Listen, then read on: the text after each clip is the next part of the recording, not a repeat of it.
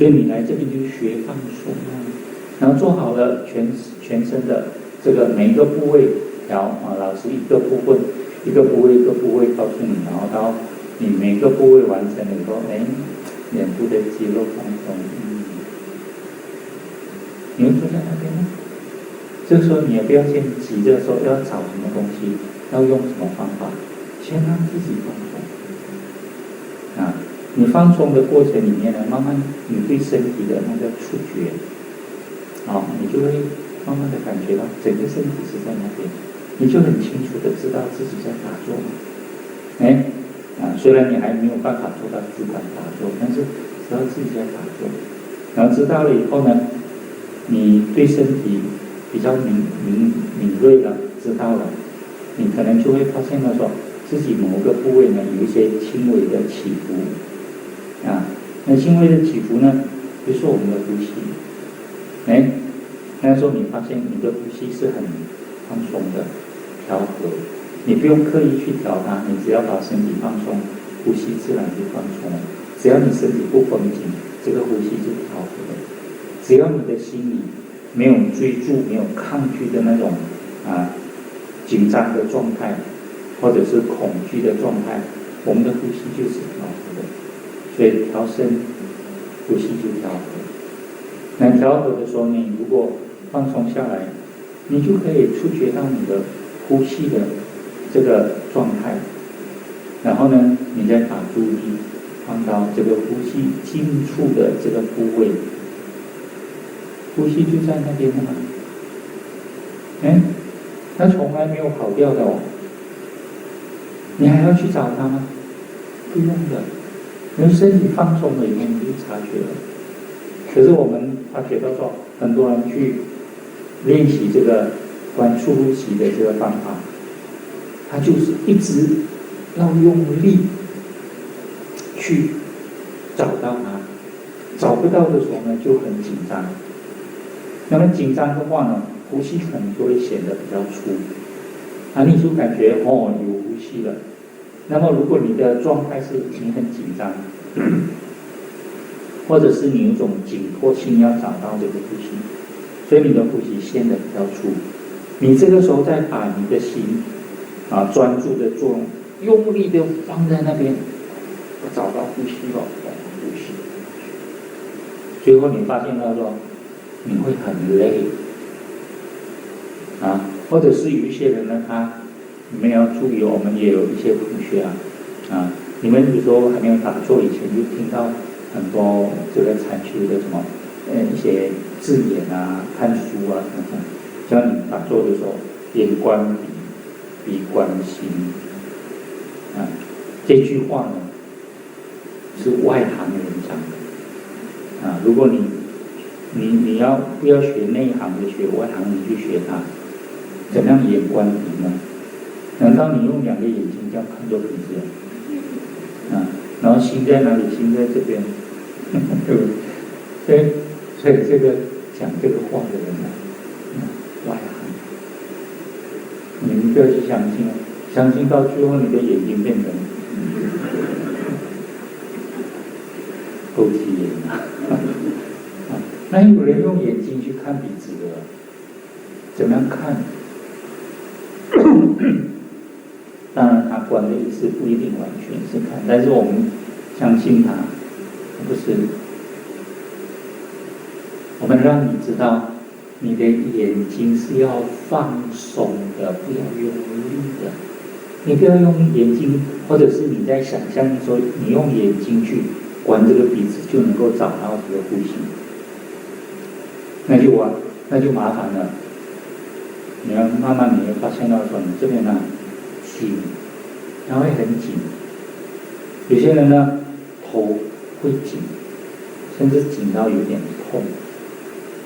然后如果你在这个过程里面控制你的呼吸，因为你要注意呼吸，把这个呼吸弄出一点，最后胸口很闷。现在有一些人学这个方法，他没有把握，最基本的功夫是什么？是放松。所以呢，他就用力要去找呼吸，你们学这个方法，老师一定讲得很清楚的。这个是提醒你们一下，让你们，因为有些同学我们要提醒你们一下，你们听老师讲课有时候呢听会偏的，知道吗？最近也是有同学我们刚刚有个类似这样的一个禅修课程，他们有4天结束。那当然，我们的老师也是教呼吸的方法，数呼吸的方法。一个同学，他说然后当然还要讲别的，然后他讲说我这次数呼吸数的最好的一次呢，我数了200多个。其他同学，然后呢，老师提醒我们的方法是1到10，没有数到200个。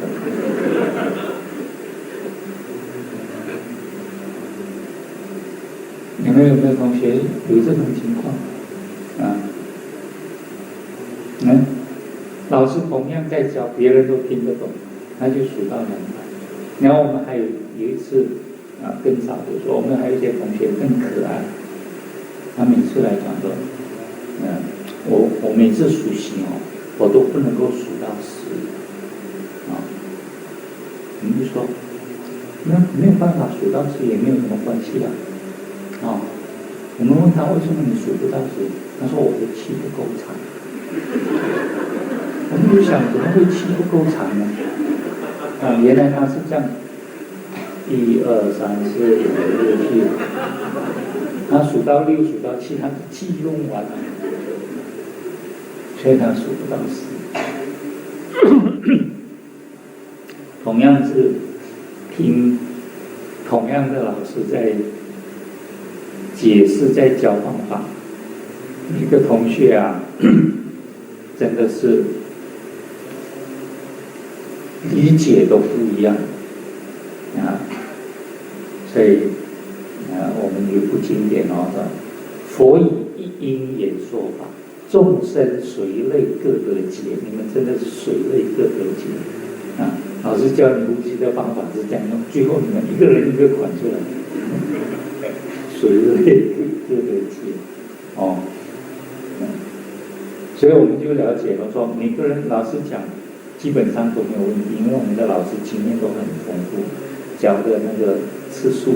很多了，而且呢每次都很用心的在讲。但是偏偏我们有一些同学呢就很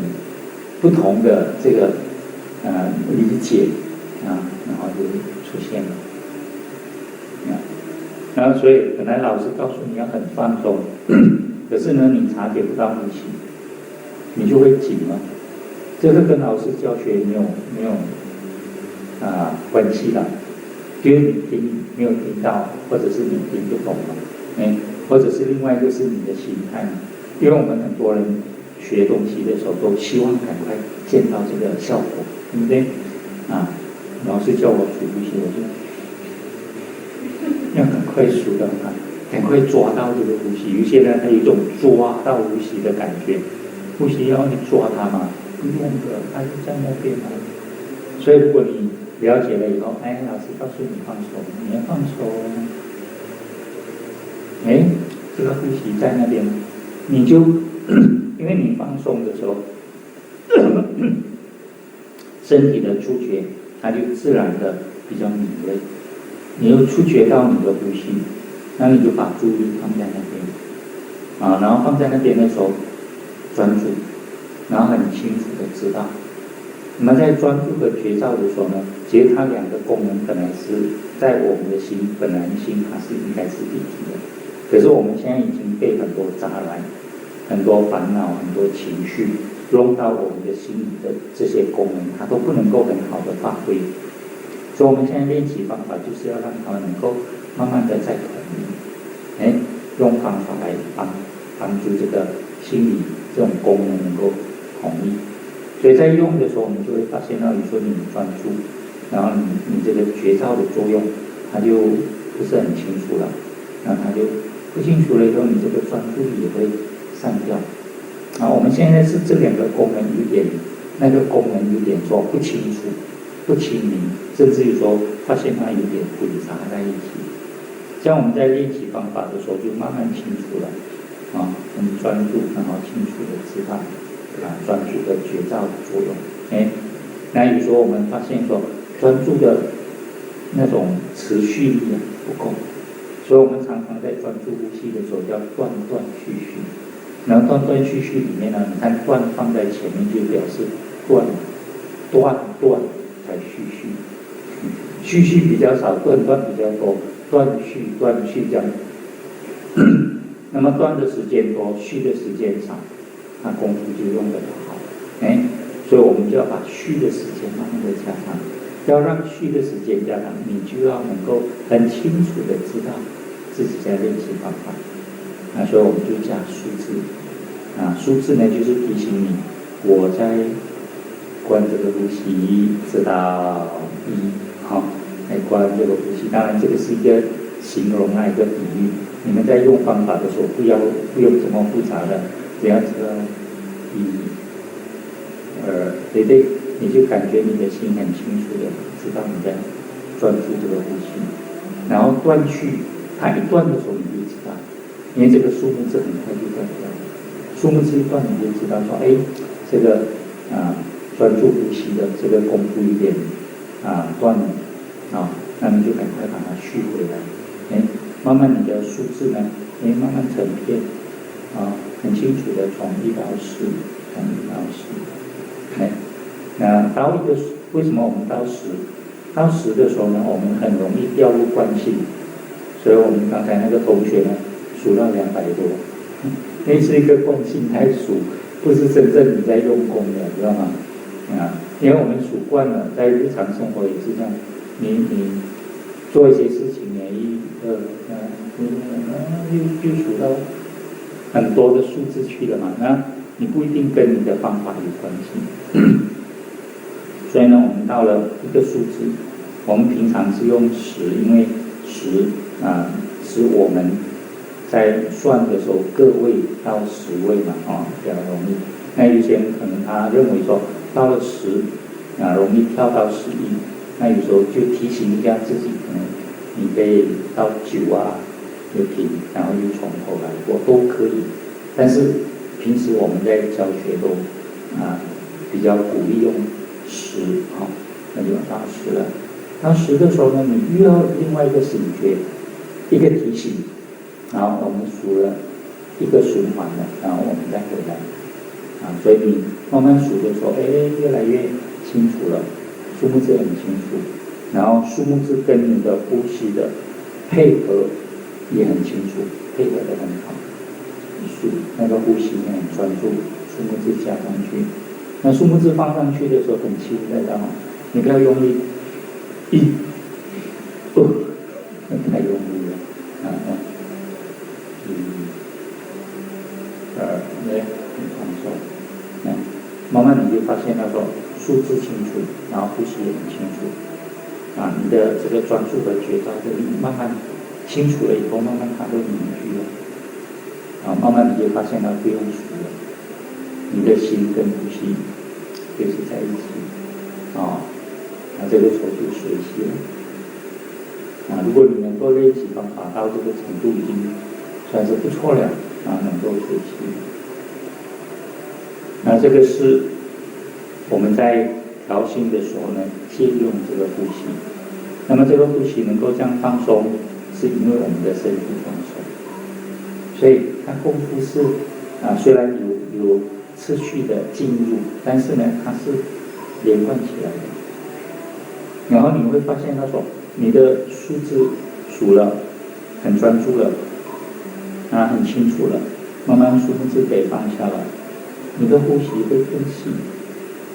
然后你的身体更放松，因为我们身体一放松的时候呢，我们就不需要消耗什么能量，